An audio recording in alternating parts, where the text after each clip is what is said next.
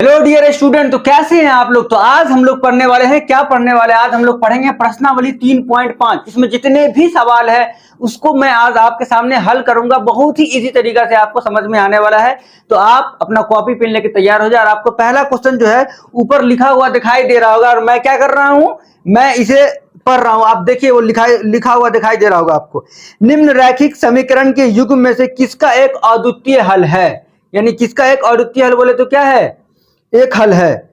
किसका कोई हल नहीं है, या किसके अपरिमित रूप से अनेक हल हैं। अद्वितीय हल की स्थिति में उसे बज्र गुणनखंड विधि से हल ज्ञात करना है। देखिए सबसे पहले तो हमें पता करना है कि वह कैसा है, यानी किसके एक हल है, कि अद्वितीय हल है, कि अनंत हल है। ये सब पता करने के बाद जिसका एक हल होगा उसे हमें वज्र गुणनखंड विधि से हमें उसे हल ज्ञात करना है। चलिए तो पहला क्वेश्चन हम लोग लिखते हैं।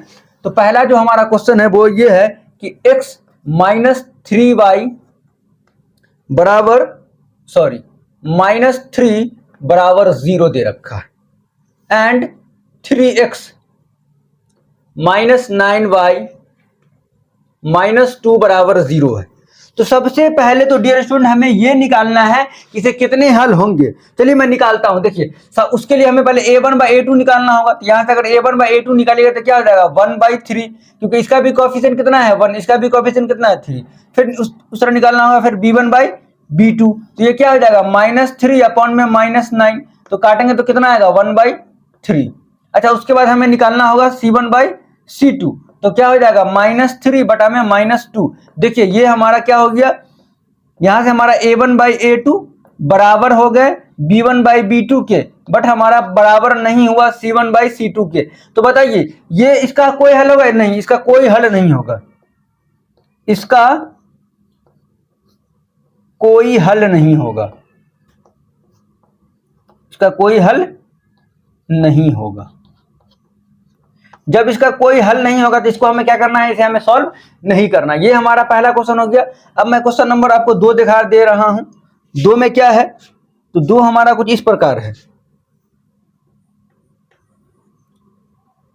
2x प्लस वाई बराबर 5, 3x प्लस 2y बराबर 8। तो ये हमें दे रखा है। तो सबसे पहले हमें चेक करना है कि इसके कितने हल होंगे। अगर एक हल होगा तो ही हमें वज्र गुणनखंड विधि से इसे हमें बनाना है। चलिए चेक कर लेते हैं। तो बताइए यहां से अगर हम a1/a2 निकालते हैं तो क्या हो जाएगा 2/3। अच्छा उस तरीके से अगर हम b1/b2 निकालते हैं ये हमारा क्या हो जाएगा 1/2। हाँ तो ये हमें समझ में आ गया कि हमारा a1/a2 जो है वो बराबर नहीं है b1/b2 के। तो इसका क्या होगा, एक हल होगा। अब एक हल अगर है तो हमें ज्ञात करना है इसका, यानी एक हल होंगे, एक हल होंगे। जब हमें मालूम चल गया कि एक हल होंगे तो हमें ज्ञात करना है कौन से विधि से, वज्र गुणनखंड विधि से, यानी वज्र गुणन विधि से। तो चलिए कैसे सॉल्व करेंगे, इसके लिए मुझे थोड़ा जगह चाहिए। चलिए मैं इसे मिटा दे रहा हूं। तो डियर स्टूडेंट यहां पे मैं फॉर्मूला लिख रहा हूं। देखिए सबसे पहले आपको क्या करना है, जब भी आपको वज्र गुणनखंड विधि से निकालना हो, सबसे पहले तो आप a1/a2 निकाल लीजिए। a1 बराबर क्या होगा बताइए 2, b1 बराबर क्या हो जाएंगे 1, एंड c1 बराबर क्या हो जाएगा -5। देखिए इधर आएगा तो -5 हो जाएगा। उसी तरीके से अगर निकालना है तो a2 बराबर क्या हो जाएंगे 3, एंड b2 बराबर क्या हो जाएगा, तो ये मेरा हो जाएगा 2, एंड c2 बराबर क्या हो जाएंगे -8। सबसे पहले आपको ये निकाल लेना है। उसके बाद ये जो हमारा वज्र गुणनखंड विधि होता है, वज्र गुणन विधि, वज्र गुणन विधि क्या बोलता है, तो देखिए ये हमारा क्या है, इसको निकालना एकदम आसान तरीका क्या होता है कि देखिए ये हम ऊपर लिखते हैं x। अब ध्यान दीजिए अगर हम x को मिटा ले तो हमारा क्या बचेगा, यानी a वाले को अगर हम मिटा ले क्या बचेगा bc। तो यहां पे हम क्या लिखेंगे -bc, बस ये वाला फॉर्मूला आपको याद रखना है। फिर अगर हमें y का मान निकालना हो तो y बटा में क्या लिखेंगे, ध्यान दीजिए। तो अगर हम y को मिटा लेते क्या हो जाएगा ac, तो हम लिखेंगे यहाँ पे ac माइनस ac। समझ में आ गया आपको, बिल्कुल। अब अगर हमारा क्या निकालना हो, अगर हम 1 अपॉन लिखना चाहे तो इस वाले को मिटा लेंगे तो मेरा क्या बचेगा ab। यहां पे लिखेंगे ab माइनस ab। सबसे पहले तो आपको ऐसे लिख लेना है, उसके बाद कुछ नहीं करना है। 1 2 2 1, 1 2 2 1 1 2 2 1 ऐसे आपको बना देना है। अब क्या करना है, इसमें आप वैल्यू पुट कर दीजिए। तो ये देखिए, अगर आप वैल्यू पुट करेंगे तो x अपॉन में क्या हो जाएंगे, मैं बता रहा हूं, b1 c2। अब देखिए b1 क्या है तो 1, c2 क्या है -8, तो यहां पे मेरा -8 आ जाएगा। समझ में आ गया आपको। फिर देखिए माइनस b2 क्या है 2, c1 क्या है 5, यानी कि -5 हो गया, बराबर y अपॉन में अगर ध्यान दे तो a1 मेरा कितना है 2, c2 कितना है -8, फिर माइनस a2 क्या है मेरा 3, c1 क्या है -5। बस इसको आप ऐसे लिख दीजिए, बराबर 1 अपॉन में। अब देखिए a1 b2, तो a1 मेरा कितना है 2, b2 भी कितना है 2, फिर माइनस a2 b1, a2 कितना है 3 और b1 कितना है 1। तो देखिए इसके बाद मैं यहां ऊपर सॉल्व कर रहा हूं, तो अगर मैं ऊपर सॉल्व करूं तो ऊपर में x बराबर क्या हो जाएगा बताइए, तो x बराबर हमारा क्या हो जाएगा -8 और प्लस माइनस माइनस प्लस 10 हो जाएंगे, बराबर y अपॉन, यहां ध्यान दीजिए -16 प्लस 15 -16 एंड प्लस 15, बराबर अगर हम बात करें इसका तो ये क्या हो जाएगा मेरा 1 अपॉन में 4 - 3। यहां तक आप समझ गए। अब क्या करना है, इस x वाले टर्म्स को एक बार इस वाले के इक्वल कीजिए और एक बार b वाले टर्म्स को एक बार मतलब कांस्टेंट टर्म के इक्वल कीजिए, यानी अचर के सामने। तो x बटा में क्या हो जाएगा +2, बराबर अब ये क्या हो जाएगा 1 अपॉन 1। तो यहां से x का मान क्या आ जाएगा, x गुने 1 बराबर x रहा, 2 गुने 1 2 हो जाएगा। तो यहां से हमने x का मान निकाल लिया। उसी तरीके से आप y का भी मान निकाल सकते हैं। कैसे निकालेगा देखिए, तो y अब बताइए -16 प्लस 15 कितना होगा -1, बराबर 1 अपॉन में 1, यानी कि 1 4 - 3 क्या होगा 1। तो यहां से अगर निकालिए तो y का मान कितना आ जाएगा -1। तो ये हमने हल निकाल लिया वज्र गुणनखंड विधि से। x बराबर 2 आ गया और y बराबर -1 आ गया। तो आपको बस फॉर्मूला आपको याद रखना है कि हमने फॉर्मूला कैसे बनाया है। और ये सबसे इजी तरीका होता है क्या कि आप इस तरीके से लिख ले, उसके बाद 1 2 1 2 लिखते रहे, ये हमारा हो जाएगा। तो ये हमारा क्वेश्चन नंबर 2 हो गया। अब हम लोग क्वेश्चन नंबर 3 को सॉल्व करते हैं। तो इसे आप क्या कीजिए, पहले नोट कर लीजिए क्योंकि मैं मिटा रहा हूं। चलिए आप स्क्रीनशॉट ले सकते हैं, हाँ मैं मिटा रहा हूं।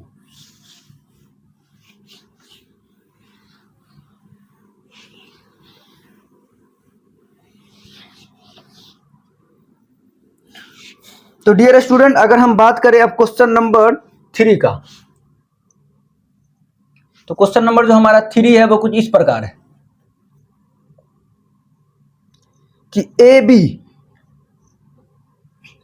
नहीं 3x - 5y बराबर 10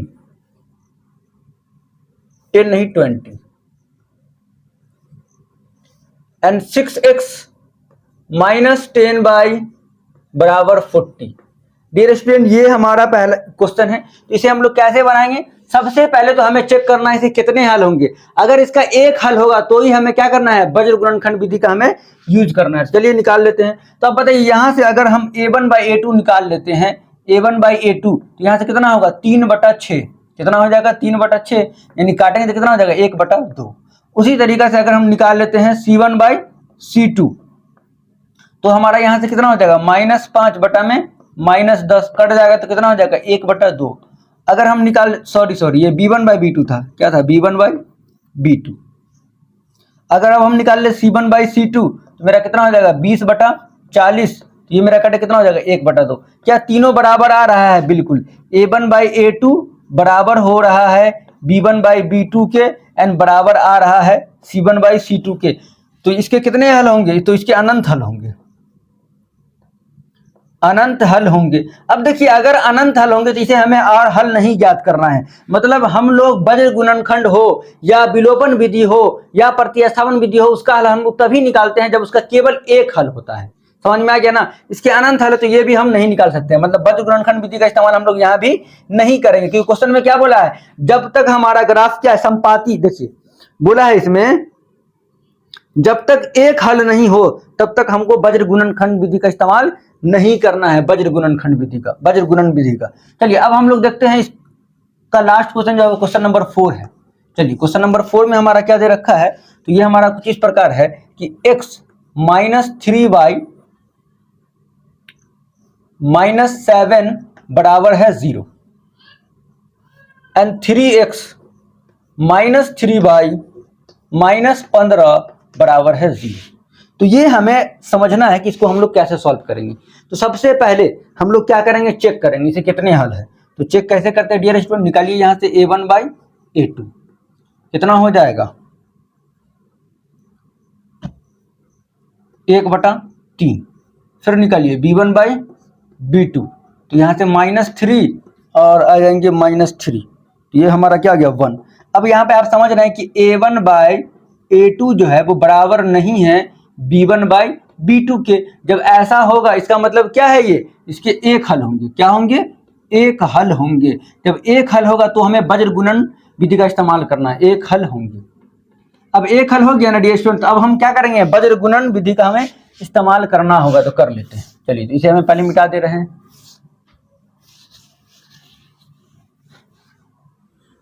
तो सबसे पहले हम लोग क्या करेंगे, वज्र गुणन विधि का इस्तेमाल करेंगे। उसके लिए हम लोग क्या करते हैं, सबसे पहले वैल्यू को अलग से निकाल लेते हैं। तो बताइए, अगर हम बात करें यहाँ वज्र गुणन विधि, वज्र गुणन विधि, तो देखिए वज्र गुणन विधि निकालने से पहले सबसे पहले हम लोग क्या करते हैं ना, हम लोग यहाँ से a1 देखिए, अगर बात करें यहाँ से मैं निकाल लेता हूँ। बताइए a1 बराबर कितना हो जाएगा, तो 1 होगा। b1 बराबर कितना होगा, -3 होगा। c1 बराबर कितना होगा, -7 होगा। फिर उसी तरीके से a2 बराबर कितना होगा 3, b2 बराबर कितना हो जाएगा -3 एंड c2 बराबर कितना हो जाएगा -15। तो ये हमें निकाल लेना है। इतना काम करने के बाद हमें क्या करना है, देखिए वज्र गुणन विधि क्या बोलता है। चलिए मैं वज्र गुणन विधि यहां लिख रहा हूं, वज्र गुणन विधि। वज्र गुणनखंड विधि जो है ना बहुत इजी है, बस जिसको फॉर्मूला लिखने आ गया ना वो आसानी से बना सकता है। देखिए सबसे पहले हम लिखेंगे क्या, x। अब बताइए x बटा में क्या लिखेंगे, ध्यान दीजिए। अगर हमें x का मान निकालना होता है तो हम लोग क्या करते हैं, x को छुपा लेते हैं। अब जो बचा उसके कोएफिशिएंट को लिखते हैं, यानी उसके गुणांक को। तो बताइए x को छुपा लें तो क्या बचेगा, bc बचेगा कि नहीं बचेगा। तो हम लिखेंगे क्या यहाँ पे bc माइनस bc, इतना काम आप पहले कर लीजिए। फिर लिखिए y। उसके बाद देखिए हम क्या करेंगे, यहाँ y को अगर मिटाएंगे तो मेरा क्या बचेगा, ac। तो यहाँ पे लिखेंगे ac माइनस ac बराबर। अब अगर हम 1 का देखें तो 1 में क्या लिखेंगे, देखिए तो 1 में हम लोग क्या लिखेंगे बताइए। तो अगर इसको मिटाएंगे तो मेरा क्या बचेगा, ab। तो ये हमारा बचेगा ab माइनस ab। इतना बात आपको कर लेना है। उसके बाद क्या करना है, 1 2 2 1 1 2 2 1 1 2 2 1 ऐसे लिख लीजिए। उसके बाद जो वैल्यू उसका पुट कर दीजिए, तो क्या हो जाएगा मेरा x बटा में। अब बताइए b1 कितना है मेरा, -3, यहां लिखिए -3 मल्टीप्लाई c2 कितना है, तो -15, तो यहां -15 लिख दीजिए।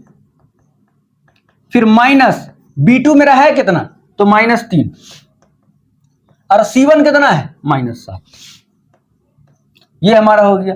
फिर बराबर y का मान नीचे में, a1 कितना है 1, c2 कितना है -15, तो 1 गुने -15। फिर माइनस a2 कितना है मेरा 3, यही ना है, a2 मेरा कितना है 3। और उसके बाद a2 के बाद क्या लिखना है, a2 c1 मेरा कितना है -7।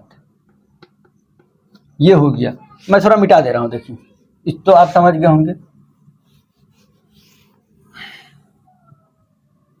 तो अगर आप यहां से ध्यान देखें तो हमारा 1 बटा में क्या हो जाएगा, a1 b2 यानी कि 1 मल्टीप्लाई -3, फिर माइनस a2 b1 -3। बस इसको आप सॉल्व कर लीजिए तो मेरा क्या जाएगा, x अपॉन में माइनस प्लस 45 और माइनस प्लस 21 बराबर y अपॉन में -15 प्लस 21 बटा में 1 अपॉन में -3 एंड प्लस 9। ये हमारा हो गया। अब हम लोग क्या करेंगे, देखिए x बताइए कितना घटाएंगे, कितना होगा 4 2 24 बराबर y अपॉन में 6, यही ना होगा, बिल्कुल। फिर 1 अपॉन 6। अब क्या करना है, अलग अलग करके इक्वल कर दीजिए। तो एक बार हम क्या करते हैं, x 24 बराबर 1 अपॉन 6, यहां से 4 आ जाएगा x का मान। फिर उसी तरीका से एक बार हम क्या करते हैं, y अपॉन 6 बराबर 1/6, इसे ये कर देगा तो y बराबर क्या आ जाएगा 1। तो यहां से हमने क्या किया, y का मान निकाल लिया, फिर हमने क्या किया, x का मान निकाला, तो ये हमारा हल हो गया। अब हम लोग देखते हैं क्वेश्चन नंबर 2 में क्या बोल रखा है, को दिखाई दे रहा होगा स्क्रीन पर। चलिए, वो है a और b के किन मानों के लिए निम्न रैखिक समीकरण के युग्म के अपरिमित रूप से अनेक हल होंगे। और हमारा समीकरण दे रखा है, क्या दे रखा है समीकरण कि 2x प्लस 3y बराबर 7, फिर है a minus b x plus a plus b y बराबर 3a प्लस b माइनस 2। देखिए, तो डियर स्टूडेंट इसमें क्या बोल रखा है, a और b के किन मानों के लिए रैखिक समीकरण के युग्म अपरिमित रूप से अनेक हल होंगे। तो डियर स्टूडेंट अनेक हल कब होंगे, तो मैं बताना चाहता हूं, पहले आप यहां से a1 निकाल लीजिए। a1 बराबर क्या होगा 2, b1 बराबर क्या हो जाएंगे 3, और c1 7 इधर आएगा तो क्या होगा -7, c1 बराबर क्या हो जाएंगे -7। फिर a2 बराबर क्या हो जाएगा a माइनस बी, b2 बराबर क्या हो जाएगा a plus B, and c2 बराबर क्या हो जाएंगे, एक काम कीजिए इसको प्लस कर दीजिए 3a प्लस b माइनस 2, क्योंकि अपने प्लस वैसे ही रहने दीजिए, क्योंकि दोनों जब आएगा तो माइनस माइनस कट ही जाएगा। अब हम लोग क्या करते हैं, इसमें बोला है कि अपरिमित रूप से अनेक हल होंगे। अनेक हल कब होंगे डियर स्टूडेंट बताइए, जब हमारा a1 बाई a2 बराबर होगा b1 बाई b2 एंड बराबर होंगे c1 बाई c2 के। तो हमें a और b का मान निकालना, तो देखिए a1 बाई a2 क्या है 2 अपॉन में a माइनस बी बराबर b1 बाई b2 कितना है 3 अपॉन में a प्लस बी बराबर 7 अपॉन में 3a प्लस बी माइनस 2। देखिए हमें यहाँ ए बी का मान निकालना है, क्या करना है ए बी का मान निकालना है, तो हम लोग बिल्कुल इजी तरीका से निकाल सकते हैं। देखिए एक बार क्या कीजिए, आप इसको इसके इक्वल कर लीजिए या दोनों को इक्वल कर लीजिए, कोई बात नहीं। चलिए हम लोग इसको इक्वल कर लेते हैं। तो अगर हमने इसको इसके इक्वल कर लिया तो बताइए 2 अपॉन में a माइनस बी बराबर अगर हमने कर लिया 3a प्लस बी, तो बराबर कितना हो जाएगा, देखिए 3a minus 3b cross multiplication कर रहे हैं 2a प्लस 2b। अगर हम ध्यान समझेंगे तो इधर आएगा तो मेरा क्या हो जाएगा 3a माइनस 2a हो जाएगा, और ये माइनस 5b बराबर क्या हो जाएगा 0। तो यहां से अगर आप निकालिए तो a बराबर क्या आ गया मेरा 5b, इसको आप समीकरण कुछ ही मान लीजिए, एक मान लीजिए। a बराबर हमने क्या निकाल लिया 5b। अब हम लोग क्या करते हैं, एक बार देखिए, एक बार हम क्या करते हैं कि 3a प्लस b को हम लोग कर देते हैं 7 अपॉन में 3a प्लस b माइनस 2। अब बताइए अगर हम करेंगे तो ये कितना हो जाएगा 7a प्लस 7b बराबर 9a प्लस 3b माइनस 6। अब ध्यान समझेंगे तो मेरा क्या हो जाएगा -2a माइनस 2। देखिए 9 इधर आएगा तो -2a हो जाएगा, और 7b इधर आएगा तो क्या हो जाएगा +4b, क्योंकि देखिए -3b आएगा और 7 में 3 घटाएंगे 4b बच जाएगा, बराबर क्या हो गया ये -6। तो अगर आप समझेंगे a का मान अगर हम यहाँ रख दे, a का मान अगर इसमें रख दे क्या होगा -2, a का मान हम यहाँ पुट कर रहे हैं डियर स्टूडेंट, तो क्या हो जाएगा 5b, ठीक है, आप क्या रख दिए 5b प्लस 4b बराबर -6, तो -10b प्लस 4b बराबर -6, तो -6b बराबर -6, तो माइनस से माइनस कट गया तो b बराबर क्या आ गया 6/6, यानी b बराबर 1। b बराबर क्या आ गया 1। अब b बराबर 1 आ गया तो a बराबर कितना हो जाएगा, a बराबर 5 × 1, तो a बराबर मेरा क्या आ गया 5। तो a बराबर हमारा 5 आ गया और b बराबर 1 आ गया। हमें बोला था ना कि a और b का मान निकालिए, तो इस तरीके से आप निकाल सकते हैं। b का मान 1 आ गया, a का मान 5 आ गया। तो ये है हमारा क्वेश्चन नंबर 1। अब हम लोग देखते हैं इसमें क्वेश्चन नंबर 2 क्या है। तो पहले से आप नोट कर लीजिए, अच्छे तरीका से कर लिए। चलिए, तो अब आपको क्वेश्चन दिखाई दे रहा होगा।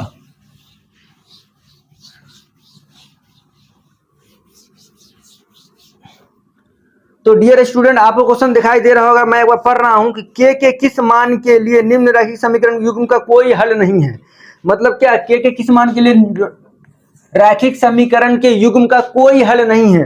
तो डियर स्टूडेंट हमारा जो समीकरण है वो ये है 3x प्लस वाई बराबर 1, उसके बाद 2k माइनस 1 इंटू में x है and plus k minus 1 y बराबर 2k प्लस 1। तो देखिए डियर स्टूडेंट, इसमें क्या बोला है, k के किन मानों के लिए समीकरण का कोई हल नहीं है। सबसे पहले आप क्या कीजिए, पहले a b c का मान निकाल लीजिए। बताइए a1 बराबर कितना हो जाएगा 3, b1 बराबर कितना हो जाएगा 1 एंड c1 बराबर कितना हो गया 1। उसके बाद a2 बराबर कितना हो जाएगा 2k माइनस 1, b2 बराबर क्या हो जाएगा 22 का कोफिशिएंट क्या है k माइनस 1 और c2 बराबर क्या हो जाएगा 2k प्लस 1। तो ये हमने निकाल लिया। अब बोल रहा है समीकरण का कोई हल ना हो, क्या कोई हल न हो। अब बताइए कोई हल नहीं होगा, इसका मतलब कि हमारा a1 बाई a2 बराबर होंगे b1 बाई b2 के, बट हमारा बराबर नहीं होगा c1 बाई c2। तो हमें केवल k का मान निकालना था। हम लोग क्या करते हैं, देखिए a1 बाई a2 कितना होगा 3 अपॉन में 2k माइनस 1 बराबर b1 कितना है 1 अपॉन में k माइनस 1। हम लोग यहां से भी वैल्यू निकाल सकते हैं, एन बराबर नहीं होगा 1 अपॉन में 2k प्लस 1। आप काम कीजिए, हमें k का वैल्यू निकालना था, हम इस दोनों को बराबर कर देते हैं। तो जैसे ही हम बराबर करेंगे मेरा क्या आ जाएगा, देखिए जैसे ही बराबर करेंगे क्या आ जाएगा मेरा, इन दोनों को बराबर करेंगे तो 3 अपॉन में 2k माइनस 1 बराबर 1 upon k minus 1।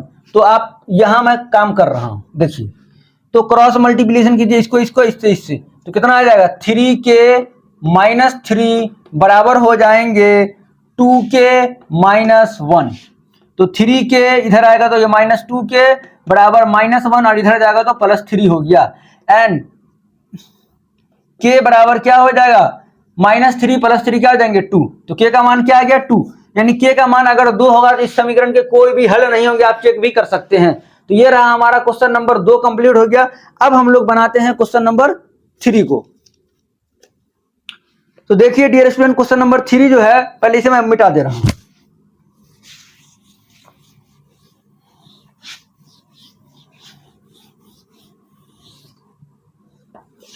Question number 3 जो है आपको बोर्ड पर क्वेश्चन नंबर 3 जो है वो आपको बोर्ड पर दिखाई दे रहा होगा। तो मैं पढ़ रहा हूं कि निम्न रैखिक समीकरण युग्म को प्रतिस्थापन एवं वज्र गुणन विधियों से हल कीजिए और इस विधि को आप अधिक उपयुक्त मानते हैं। देखिए सबसे पहली बात कि मैंने आपको विलोपन विधि और प्रतिस्थापन विधि बता चुके हैं, तो मैं इस क्वेश्चन को केवल वज्र गुणन विधि से ही सॉल्व कर रहा हूं। और फिर आप जानते ही कौन सा विधि आसान होगा, तो आप उसके बारे में लिख लीजिएगा। चलिए, तो ये जो हमारा सवाल है वो क्वेश्चन नंबर 3 है। आपको क्वेश्चन दिखाई दे रहा होगा। क्वेश्चन नंबर 3 में जो समीकरण दे रखा है वो ये है 8x प्लस 5y बराबर 9, उसके बाद 3x प्लस 2y बराबर क्या है 4। तो सबसे पहले हम लोग क्या करेंगे, इसे प्रतिस्थापन विधि से हम लोग हल नहीं करेंगे, इसे आप लोग खुद कर सकते हैं, क्योंकि मैंने इससे पहले वाले एक्सरसाइज में वही बताया था विलोपन, उससे पहले वाले एक्सरसाइज में प्रतिस्थापन बताया था। तो आप इसे क्या कीजिए, सबसे पहले प्रतिस्थापन विधि से निकालिए, यानी एक्स और वाई किसी एक चर का मान निकाल के बस पुट कर देना है, आपको मैं बता रखा हूं। लेकिन यहां पर मैं केवल वज्र गुणन विधि बता रहा हूं। तो देखिए वज्र गुणन विधि बताने से पहले सबसे पहले हम a1 का मान निकालें। a1 बराबर कितना होगा 8, b1 बराबर कितना हो जाएगा 5 एंड c1 बराबर कितना हो जाएगा -9। फिर a2 बराबर क्या हो जाएंगे 3, b2 बराबर क्या हो जाएगा 2 एंड c2 बराबर क्या हो जाएंगे 4। यहां तक आपको मान निकाल लेना है। उसके बाद देखिए वज्र गुणन विधि हमें क्या बताता है, वज्र गुणन विधि, वज्र गुणन विधि हमें क्या बताता है कि हम लोग कैसे x का मान निकाल सकते हैं। तो मैंने आपको कहा था कि अगर हमें x का मान निकालना तो x वाले को छुपा लीजिए, उसके बाद क्या बचेगा b और c बचेगा, नहीं बचेगा, मतलब b और c। तो हम लोग x का मान निकालते हैं तो पहले नीचे में क्या लिखेंगे b c minus b c, बस फॉर्मूला ही सबसे इंपॉर्टेंट है, बराबर y। जब भी y का मान छुपाएंगे तो क्या कॉफिशिएंट होगा a c, तो यहाँ पे लिखेंगे a c minus a c।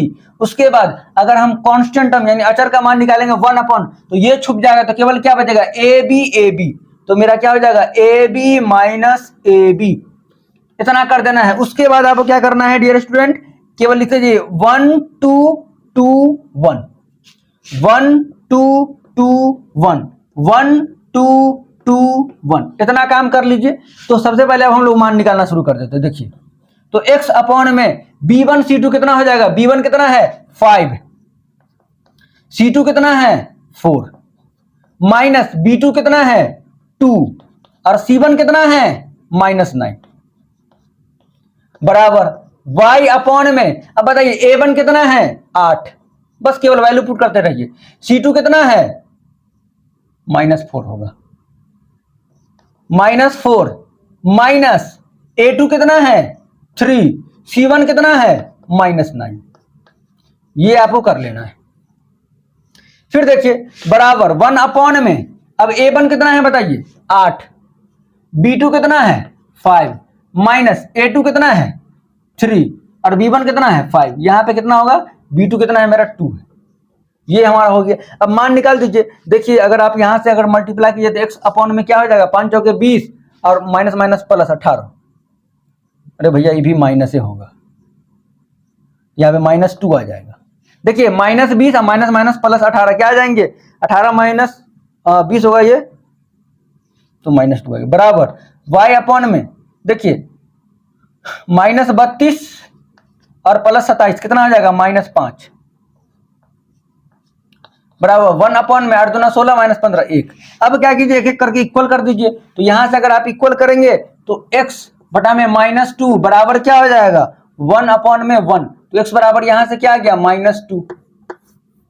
फिर अगर इसको इक्वल करेंगे y के मान को, तो देखिए मैं y के मान को इक्वल कर देता हूं।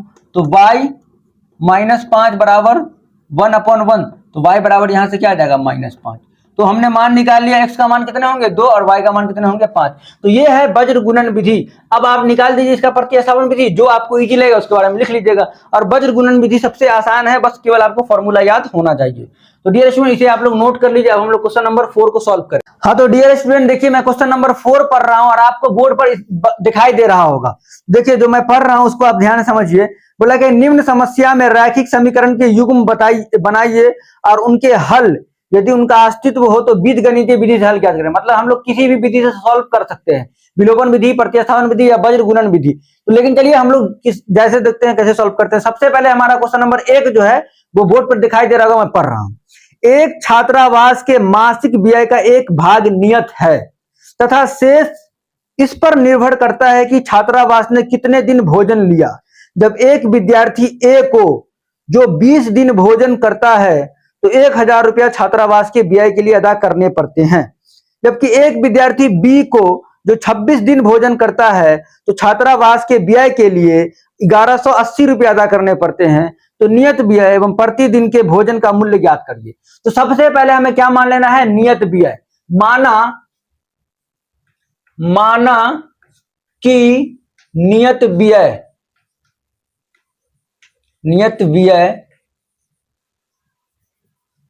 माना कि नियत भाड़ा बोल लीजिए चाहे व्यय बोल लीजिए, कुछ भी। नियत भाड़ा 100 रुपया, कितना 100 रुपया। उस तरह प्रतिदिन का मूल्य कितना हो जाएगा 22। समझ में आ गया। अब जो हमारा क्वेश्चन का जो पहला शर्त है बोलता है कि एक विद्यार्थी ए जो कि 20 दिन भोजन किया। अब 20 दिन भोजन किया उसमें कुछ दिन नियत रहा होगा x प्लस, फिर 20 दिन किया तो एक दिन का 1 बाय 20 दिन का 20 बाय बराबर कितना रुपया दिया वो 1000 रुपया दिया। इसे हम समीकरण 1 मान लीजिए। यहां तक कोई दिक्कत है। फिर बोल रहा है कि एक विद्यार्थी बी है, मतलब एक दूसरे विद्यार्थी जो बी को 26 दिन भोजन करता है तो वो 1180 रुपए देता है। अब बताइए 26 दिन अगर भोजन किया तो उसमें कुछ दिन नियत भाड़ा रहा होगा। फिर क्या 26 दिन तो 26 बाय बराबर 1180। तो सबसे पहले हमें क्या करना है, देखिए इसका हमें हल ज्ञात करना है। समीकरण 2 है, इसका हम हल कैसे ज्ञात करेंगे तो एकदम इजी तरीका है। क्या देखिए इसको हम लोग विलोपन विधि से हल करने जा रहे हैं। अगर किसी का चर समान है तो हम लोग क्या करते हैं समीकरण 2 यहां पे लिखते हैं समीकरण 2 -1 से। अगर हम 2 - 1 से कर दे तो मेरा 2 क्या है x प्लस 26y बराबर 1180। फिर 2 क्या है मेरा x प्लस 20y बराबर 1000। माइनस कर देते हैं तो माइनस करेंगे ये भी माइनस, सब माइनस हो जाएगा। ये हमारा कट गया। यहां पे क्या बचा 6y बराबर 180। तो y बराबर यहां से क्या हो जाएगा 180 बटा में 6। तो 6 3 18 y बराबर कितना आ गया 30। y का मान कितना आ गया 30। अब y का मान समीकरण कोई भी समीकरण रख दीजिए तो हम y का मान समीकरण 1 में रख देते हैं। यहां पे लिखते हैं कि y का मान का मान समीकरण एक में रखने पर अगर हम लोग एक में रखते हैं तो बताइए मेरा क्या हो जाएगा, x प्लस 20y बराबर 1000 है ना। अब हम लोग क्या करेंगे, देखिए x प्लस 20, y का मान हमने कितना निकाला है 30, बराबर कितना हो जाएगा 1000। तो x प्लस कितना हो गया 600, 3 दूना 6 हुआ ना, डबल जीरो, बराबर कितना हो जाएगा 1000। तो x बराबर क्या हो जाएंगे 1000 माइनस 600, तो x बराबर हमारा यहां से कितना हो जाएगा 400। तो हमने x का मान कितना निकाल लिया 400, x का मान कितना निकाल लिया 400। मतलब जो हमारा नियत भाड़ा है वो 400 रुपया है और प्रतिदिन भोजन जो करेगा उसको 30 रुपया लगेगा। तो ये हमारा क्या हुआ, क्वेश्चन नंबर 4 का 1 कंप्लीट हो गया। तो इसे आप लोग क्या कर रहे हैं, अच्छे से इसको स्क्रीनशॉट ले सकते हैं और नोट भी कर सकते हैं। चलिए आपको समझ में आ गया होगा। डियर स्टूडेंट, अब हम लोग बात करते हैं क्वेश्चन नंबर 2 का। उससे पहले हमें क्या करना पड़ेगा, बोर्ड को साफ करना होगा। चलिए मैं बोर्ड साफ कर दे रहा हूं, आप लोग स्क्रीनशॉट ले लिए होंगे।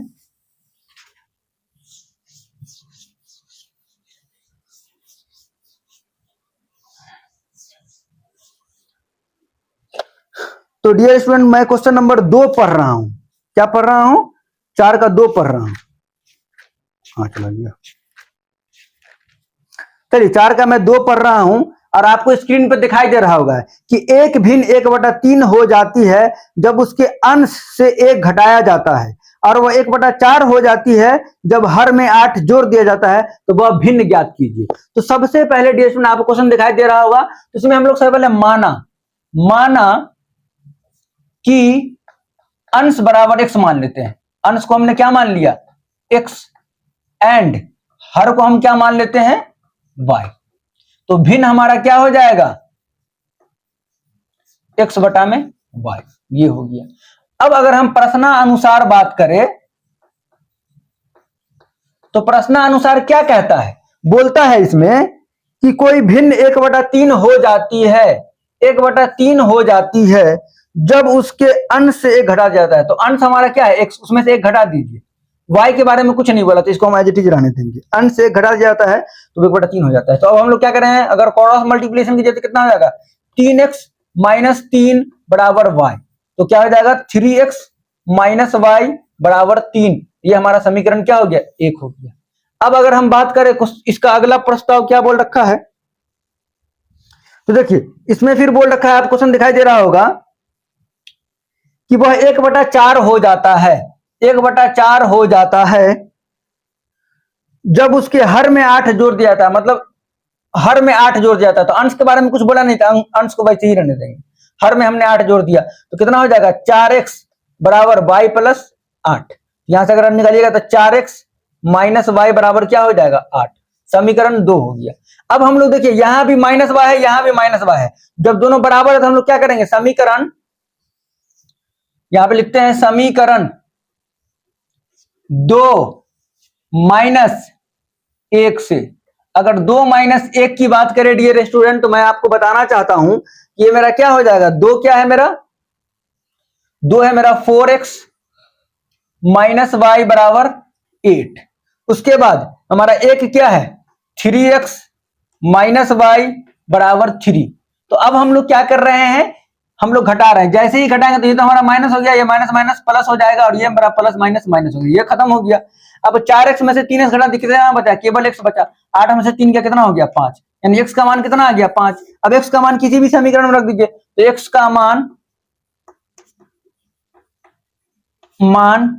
समीकरण 1 में रखने पर, तो 1 में अगर हम लोग रख दे रहे हैं इसका मान को, तो बताइए 1 हमारा है क्या, तो ये मेरा है 3x माइनस वाई बराबर 3 है। तो यहां से 3x का मान 5 माइनस वाई बराबर 3 हो जाएगा, होगा कि नहीं होगा। तो ये हो गया 15 माइनस वाई बराबर 3। तो माइनस वाई बराबर क्या हो जाएगा 3, और इधर आएगा तो माइनस 15। तो माइनस वाई बराबर माइनस 12, इससे ये कट गया तो वाई बराबर कितना आ गया 12। तो हमने x का मान निकाल लिया कितना 5, y का मान 12। तो इसको बोलेंगे हम लोग अंश कितना आया है 5 और हर कितना आया है 12। तो भिन्न कितना हो जाएगा 5/12। तो यही हमारा क्या हो गया डियर स्टूडेंट, आंसर हो गया। इसे आप लोग अच्छे से क्या कर सकते हैं, नोट कर सकते हैं कॉपी में। अच्छे से नोट कर लीजिए, मैं थोड़ा साइड हो जा रहा हूं। चलिए अब हम लोग इसे मिटा रहे हैं, अब हम लोग इसके बाद वाले क्वेश्चन को सॉल्व करेंगे। चलिए मैं इसे मिटा दे रहा हूं।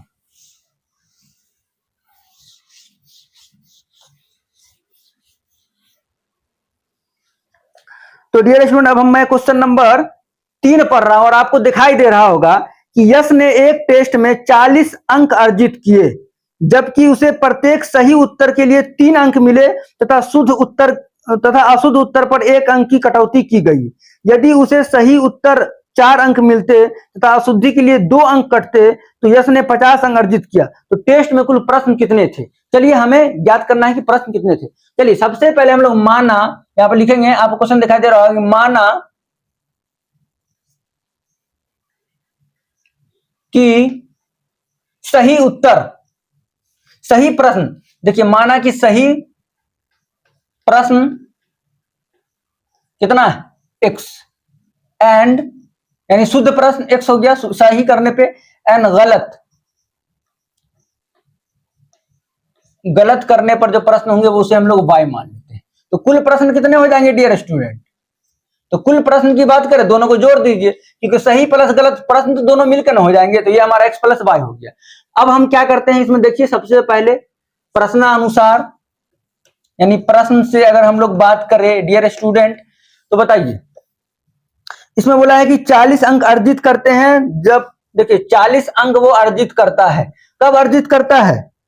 जब उसे प्रत्येक सही उत्तर के लिए 3 अंक मिले। तो एक उत्तर के लिए x, तो 3 अंक के लिए कितना हो जाएगा? 3x माइनस, और एक अशुद्ध उत्तर के लिए एक कटौती हो गया, यानी y कट गया। तो ये हमारा समीकरण क्या हो गया? 1।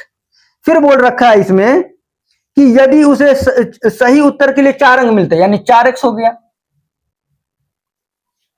मिलते, तथा अशुद्ध उत्तर के लिए 2 अंक कटते, तो 2x हो गया, सॉरी 2y हो गया, 2y बराबर कितना? 50। तो सबसे पहले तो क्या कीजिए, आप 2 कॉमन ले लीजिएगा यहां से, तो कितना हो जाएगा? 2x माइनस y बराबर 25। ये हमारा समीकरण 2 हो गया। समझ में आ गया होगा आपको। देखिए कुछ नहीं करना है, माना कि सही उत्तर के लिए यानी सही प्रश्न के लिए उसे कितना अंक मिलता है? x अंक मिलता है। कितना अंक मिलता है? x अंक मिलता है। और उसे गलत प्रश्न के लिए y अंक कट जाता है। y अंक क्या होता है? कट जाता है। तो हमने वही मान लिया है, बोला है कि अगर उसने 3 प्रश्न का उत्तर सही दिया और 1 प्रश्न का गलत दिया तो उसे 40 अंक है। फिर बोला है कि 4 प्रश्न का उत्तर उन्होंने सही दिया और 2 प्रश्न का उत्तर उन्होंने गलत दिया, तो बराबर उन्हें 50 अंक है। तो बताना है कि सही उत्तर के लिए कितना अंक था और गलत कितना था और टोटल प्रश्न कितने थे। चलिए हम लोग सॉल्व कर लेते हैं। तो अगर आप देखिए समीकरण 1 में 2 में, तो हम लोग क्या करते हैं ना, दोनों में y सेम है, तो हम लोग क्या करेंगे, यहाँ पे लिखते हैं हम लोग। देखिए तो यहाँ पे हम लोग काम कर रहे हैं कि समीकरण, लिख रहा हूं यहाँ पे कि समीकरण 2 माइनस अगर 1 से हम कर दें, समीकरण 2 माइनस 1 से, तो देखिए 2 हमारा है क्या? 1 माइनस 2 कीजिए, सॉरी 1 माइनस 2 कर दीजिए, तो मेरा कितना हो गया? 3x माइनस वाई बराबर 40। फिर 2x माइनस वाई बराबर 25। अगर यहां से ध्यान देंगे तो ये माइनस हो गया, माइनस माइनस प्लस, ये कट गया, और ये हमारा कट गया। 3x में से 2x घटाएंगे, कितना हो जाएगा? x बराबर 15। x बराबर कितना आ गया? 15। अब y का मान निकाल दीजिए, तो y का मान समीकरण 1 में रख दीजिए। y का मान समीकरण 1 में रखने पर, अब जैसे हम 1 में रखेंगे तो कितना है मेरा? 1। 3x माइनस वाई बराबर कितना हो जाएगा? 40। तो 3x का मान कितना आया? देखिए 15। तो 15 माइनस वाई बराबर 40। तो यहां से अगर देखें तो 45 माइनस वाई बराबर 40। तो 45 माइनस 40 बराबर क्या हो जाएगा? Plus y. तो यहां से y बराबर कितना आ गया? 5। इसका मतलब कुल प्रश्न कितने थे? 15 प्लस 5, 20 प्रश्न थे टोटल। समझ में आ गया ना? 20 प्रश्न थे जिसमें उन्होंने कितना किया? 3 प्रश्न को सही किया और एक जो भी किया, मतलब आपको समझना है कि प्रश्नों की संख्या निकालना था, वो कितने हो जाएंगे? 20, क्योंकि सही प्रश्न और हमने गलत प्रश्न को क्या किया? काट दिया। उसका जो सही प्रश्न था वो 15 प्रश्न था सही, और गलत प्रश्न कितना था? उसका 5 प्रश्न था। तो आप सॉल्व कर सकते हैं, इतना ही आंसर आएगा। तो ये हमारा क्या हो गया? जवाब हो गया क्वेश्चन नंबर 3 का। चलिए इसे अब हम लोग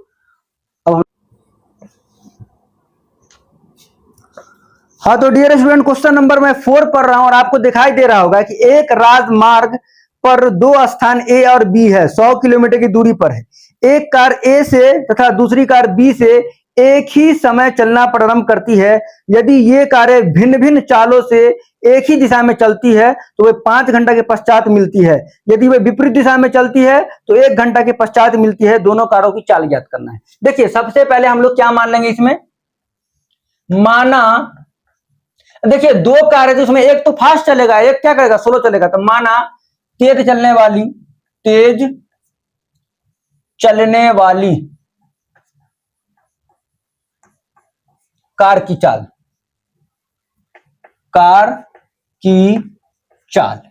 क्या मान लीजिए, एक्स मान लीजिए।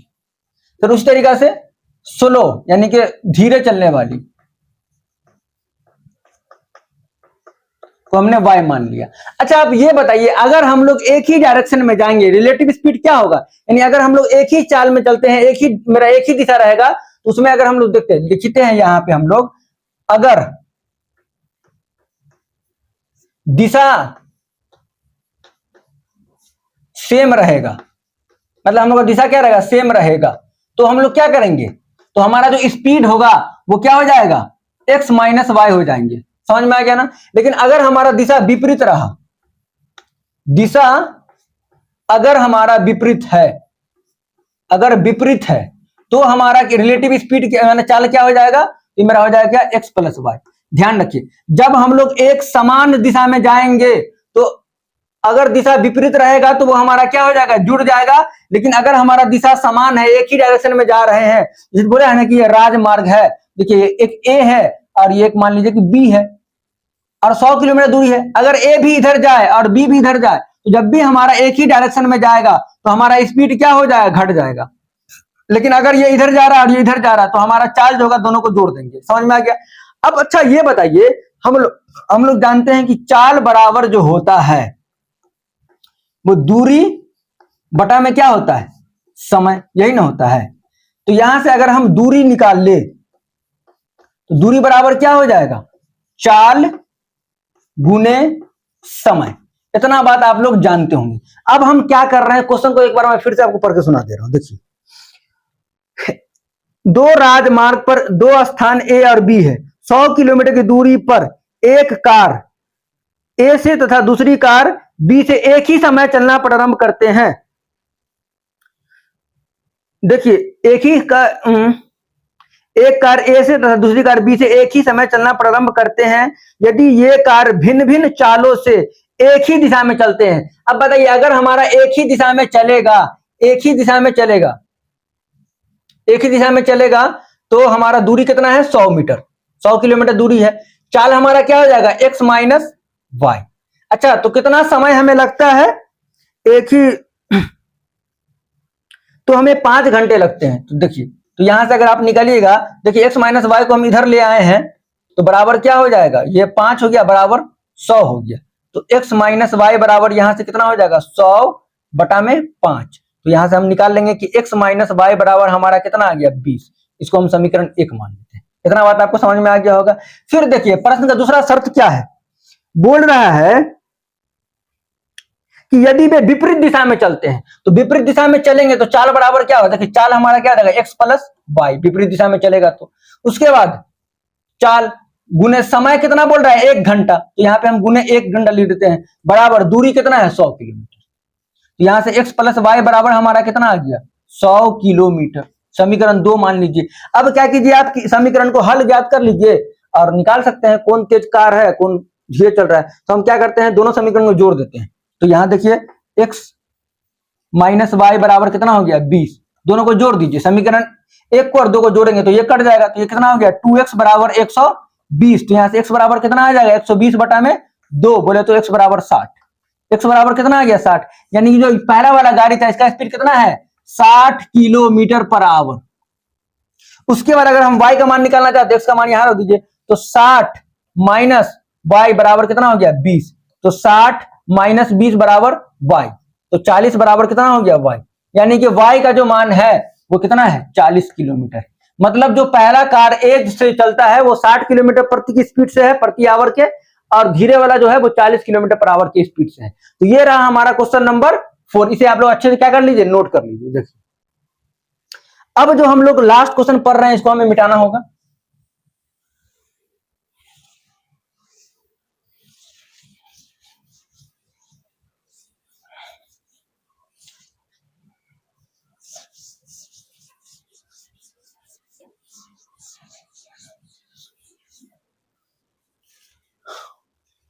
तो डियर स्टूडेंट, मैं जो क्वेश्चन पढ़ रहा हूं आपको दिखाई दे रहा होगा कि एक आयत का क्षेत्रफल 9 वर्ग इकाई कम हो जाता है यदि उसकी लंबाई 5 इकाई कम कर दी जाती है और चौड़ाई 3 इकाई बढ़ा दी जाती है। यदि हम लंबाई को 3 इकाई और चौड़ाई को 2 इकाई बढ़ा दे तो क्षेत्रफल 67 वर्ग इकाई बढ़ जाता है। तो आयत की विमाएं ज्ञात करना, मतलब लंबाई चौड़ाई ज्ञात करना। देखिए, तो सबसे पहले तो हम लोग माना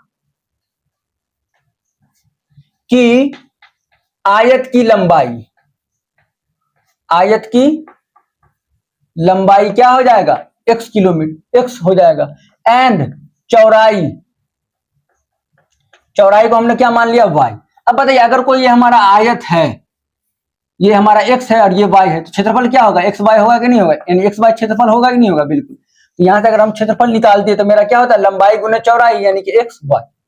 अब अगर देखें प्रश्नानुसार, प्रश्न से, अब प्रश्न से क्या बोल रहा है, देखिए, चलिए मैं बना रहा हूं। अब बोल रखा है कि एक आयत का क्षेत्रफल 9 वर्ग इकाई कम हो जाता है यदि उसकी लंबाई को 5 इकाई कम कर दे। लंबाई कितना है, x को 5 इकाई कम कर दीजिए, कर दी।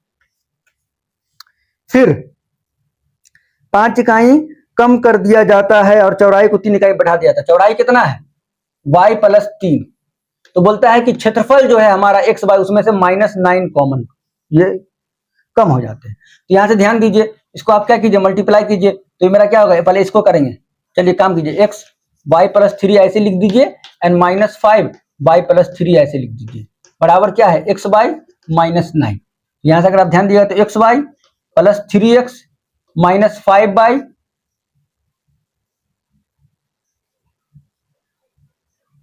-15 और ये -xy और ये हो जाएंगे +9 बराबर 0। तो -xy से +xy खत्म हो गया और ये बचा मेरा 3x माइनस 5y बराबर, अब देखिए -15 और +9 कितना होगा, -6, माइनस हो जाएगा तो 6, समीकरण 1।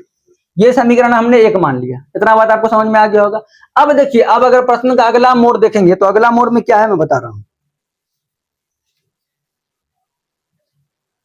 अगला मोड इसमें बोल रखा है यदि हम लंबाई को 3 इकाई और चौड़ाई को 2 इकाई बढ़ा दे, लंबाई को 3 इकाई यानी x प्लस 3 कर दे और चौड़ाई को 2 इकाई x प्लस 2 कर दे, तो हमारा क्षेत्रफल जो है वो 67 वर्ग इकाई बढ़ जाता है। क्षेत्रफल हमारा क्या है, एक्स वाई, वो 67 बढ़ जाता है, तो 67 हो गया। अब क्या करना है हमें, इसका लंबाई यानी विमाएं निकालना। तो यहां से निकालिएगा तो क्या हो जाएगा, x इंटू में y plus 2 and plus 3 into में y प्लस 2 बराबर क्या है, एक्स वाई एन प्लस 67। ये बात आप समझ गया हो। अब देखिए, x y n plus 2x plus 3y plus 6 बराबर एक्स वाई एन प्लस 67। अब हमें क्या करना है, x Y plus 2x plus 3y, इधर आएगा तो माइनस एक्स वाई और 67 और ये इधर जाएगा तो -6। समझ में आ गया आपको, बिल्कुल। तो एक्स वाई से -एक्स वाई खत्म हो गया, तो मेरा क्या हो गया, 2x प्लस 3y बराबर कितना आ गया, 61, समीकरण 2। अब आप क्या कीजिए, समीकरण 1 और समीकरण 2 को आप हल ज्ञात कर लीजिए और मैं चाहूंगा कि ये वाला हल आप लोग खुद ज्ञात करें। इसका आंसर आप लोग बताइए, मैं आपको बता दिया हूं कैसे क्या करना है, नहीं ज्ञात करना है। तो क्या कीजिए ना, आप समीकरण 1 को जो है ना 3 से गुना कर दीजिए, समीकरण 1 को आप 2 से गुना कर दीजिए, समीकरण 2 को 3 से गुना कर दीजिए, x बराबर हो जाएगा, कट जाएगा। इसे आप लोग हल खुद ज्ञात करेंगे और आंसर हमारा कमेंट में आप जरूर बताइएगा। तो ये रहा हमारा प्रश्नावली 3.5 कंप्लीट हो गया है। अब हम लोग मिलते हैं 3.6 में। तब तक आप लोग अच्छे से पढ़ते रहें, अपने दोस्तों के पास इस वीडियो को जरूर शेयर करें। जय हिंद।